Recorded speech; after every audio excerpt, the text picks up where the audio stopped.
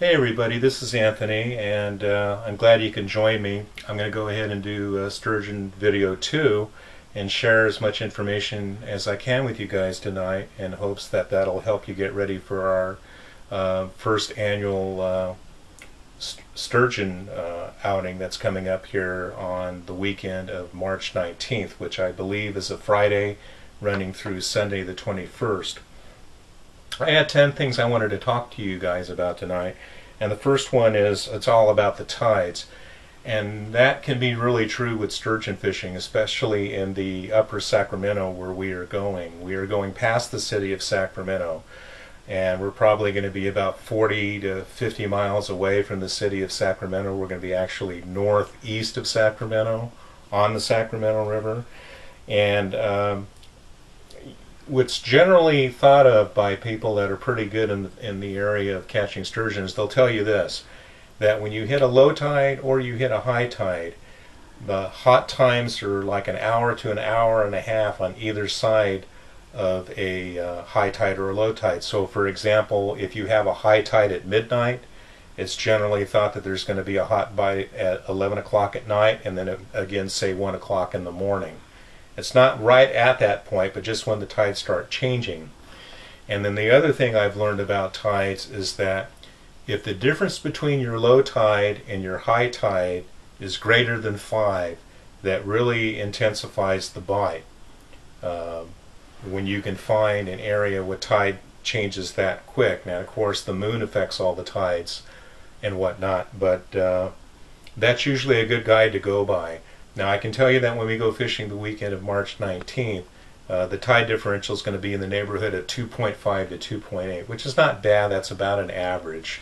It should really produce some good bites. If you want to check your tides to get fairly accurate information, go to any website through Fish Sniffer.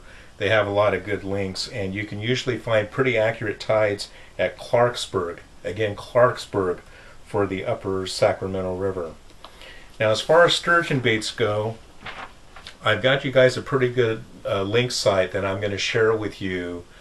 I'll probably PM or email some of you guys, and then you can look this up. But bassjack.com, B-A-S-S, and then the jack in lowercase, you run it together as one word, bassjack.com. And when you go to that site, they're going to talk about several baits that's used for sturgeon fishing. A lot of guys like to use salmon roe. There's a way to prepare salmon roe, sardines, shad, pile worms, bloodworms, ghost shrimp, the ghost shrimp, the grass shrimp. There's also mud shrimp. There's herring. Ray out there in Bakersfield and Redondo, we got mackerel, and I know you guys make pretty good mackerel. There's anchovies, lamprey, which is also called eels, and sturgeon have also been known to hit night crawlers. And Scott recently, I believe it's Corona Lake, got an 83-pound sturgeon on a liver, so they'll even hit livers. I've even heard of them being caught on crawdads. So that bassjack.com really gives you a good insight on how to actually prepare your baits, how to use them. Use that site. I would highly recommend it. Now, as far as tips for sturgeon fishing, I'm going to also post this up for you guys to get some tips, and also the rules and regulations regarding your sturgeon. Now, before I do that though, real quickly, I want to talk. Let's go back to the baits. When you're baiting your hook, if you're dealing with an eel, that's not going to come off your hook. It's pretty tough. The same can be said for a lot of your pile worms, your bloodworms. You just string them on the hook, you're really not going to lose them. It's when you get in the area of the mud shrimp, the grass shrimp, the ghost shrimp. Those you have to tie on usually with miracle thread to keep them on the hook. Other types of bait, it's going to depend on how you prepare them, like with your mackerel, your sardines. Depending on how well it fits on the hook and how gushy it is, sometimes you have to tie those up with a miracle hook as well. But definitely on your shrimps, you want to use some miracle thread for that. So, and don't go cheap on your bait. Bait your hook and really get a lot of that hook covered, except for the exposed point, for the sturgeon to have something to hook onto because their mouths are so leathery. Another thing too is that when you're fishing for sturgeon, and I thought I would mention this, you have to be extra quiet. White sturgeon are very noise sensitive. If they hear partying, if they hear a lot of loud raucous music, loud laughter, they're going to split. You're not going to get any takedowns at all. So it's very important with sturgeon fishing to remain fairly quiet and make minimal amount of noise. Now, what to expect with a sturgeon bite is kind of interesting, because I'm kind of holding up my finger here. Sturgeon are known for just a kind of a graduated pull down like this, and then it'll bounce back up, and then a graduated pull down. And usually when they do that about the second time, you want to get a good hook set in them, and you want to make sure you pull back with all your might and get at least 2 to 4 good hook sets into the sturgeon, because their mouths are so leathery and it's very tough to set the hook. So make sure you do that. It's very important. A lot of times if a gorilla comes by, they're going to just start peeling your line, and it's going to be off to the races. You're going to know that you've got a sturgeon takedown. But more times than not, it's just this graduated pull down and then back up. They don't peck at it like a catfish or a striper, just this graduated pull down, then they release it, and then the same thing, and then you pretty much know that you've got one on. So that's pretty much what to expect with sturgeon. Their spawning habits.